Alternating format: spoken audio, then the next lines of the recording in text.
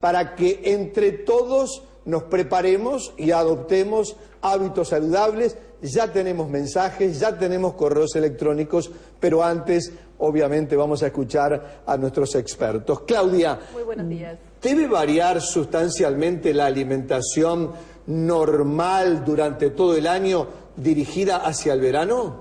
Sí. ¿Y sabes por qué? En primera medida porque en el verano aparece el calor, las altas temperaturas y las pérdidas de líquido y además la cantidad de calorías que necesitamos para mantener nuestro cuerpo a una temperatura acorde para un buen funcionamiento no es la misma que en el invierno, lo cual es lógico. En el invierno hace frío y debemos de consumir más calorías para realizar la termogénesis internamente. ¿Para qué? Para mantener un nivel de calor y de temperatura determinada en el cuerpo y evitar los cambios bruscos que pueden ser fatales para nuestra salud. El cuerpo pide, Juan Carlos, pide en el verano alimentos más frescos, más fáciles de digerir, más livianos, y realmente tenemos que hacerle caso a ese pedido. Aquí las vedettes del verano son las frutas, las verduras, los productos lácteos, siempre con un manejo, una higiene adecuada. ¿Y por qué? Porque lo que nos tiene que preocupar del verano es algunas enfermedades, algunas alteraciones en la salud que son muy comunes y que el Ministerio de Salud Pública nos cuenta que se duplican en el caso de los adultos mayores y se triplican en el caso de los niños como grupos vulnerables,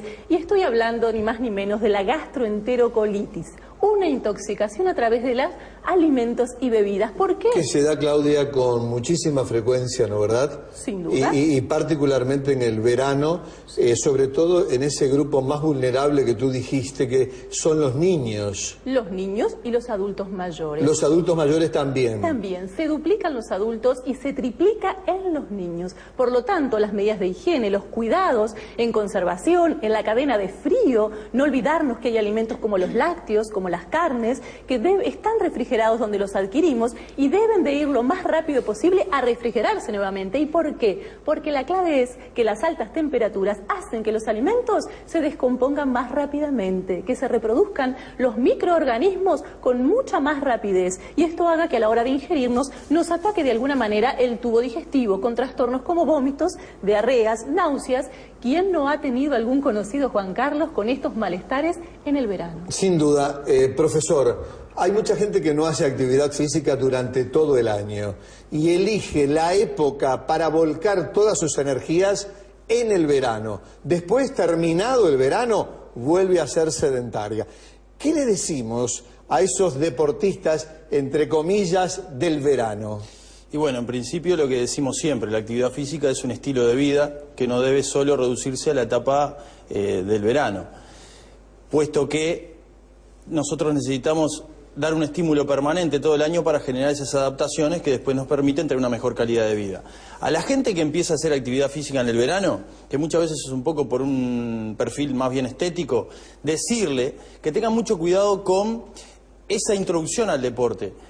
Tener una carga de actividad física balanceada, muy progresiva, adaptada a su individualidad. Cabe recordar que a veces nosotros queremos hacer en 2 meses lo que no hicimos en todo el año. Entonces, ¿qué pasa? Al poco tiempo de arrancar, realizamos entrenamientos quizás más intensos de lo que nuestro cuerpo puede tolerar, quizás de más volumen, no adecuados a nuestras características personales y a nuestra historia, a nivel de lesiones, de enfermedades. Entonces eso tenemos que cuidarlo. ¿Para qué? Para poder empezar a hacer actividad física y que una mala manejo de las cargas nos quite antes incluso de que termine el verano por alguna lesión o algún problema. Para eso siempre decimos lo mismo, tratar de consultar a los idóneos en el tema, que son, en este caso, los profesores de educación física, que por lo menos para empezar nos orienten en ese tipo de cargas que nos permitan adaptarnos, y de repente, si logramos una buena adaptación para el verano, ¿quién nos diga que no podamos después agarrarle el gustito y seguir todo el año con esta actividad que nos da, como hemos dicho en muchos programas, miles de beneficios, junto con una buena alimentación, un buen descanso, que en la globalidad nos permitan tener una mejor calidad de vida. Absolutamente. Doctora Sofía Nicoletti, ¿el sol es bueno, es malo? ¿Se puede tomar sol en invierno, en primavera? En el verano está prácticamente vedado, sobre todo, como hablábamos la semana pasada, entre las 11 y las 17 horas. ¿Qué recomendaciones le podemos dar al público en general para luego entrar en niños y en adultos? Sofía. Buenos días, muchas gracias por la invitación, como siempre. Bueno, un poquito lo que veníamos hablando la semana pasada, ¿verdad? Justamente estábamos saliendo de lo que es la campaña de prevención de cáncer de piel y el eslogan, si lo recordamos, es disfrutar el verano, cuida tu piel. Con esto quiere decir que no vamos a pasar encerrados en el verano, ni mucho menos, ni usar ropas oscuras, ¿no? O sea, vamos a hacer vida al aire libre, pero con la protección. Buscar áreas de sombra, sombrero de ala ancha, utilizar lentes, utilizar protector solar, siempre mayor de 30, evitar la exposición solar, como usted decía, entre las 11 y las 5 de la tarde y cuidar mucho a los niños, ¿tá? Tenemos que recordar que las quemaduras solares en la niñez nos predisponen a un cáncer de piel en el adulto y eso lo podemos evitar.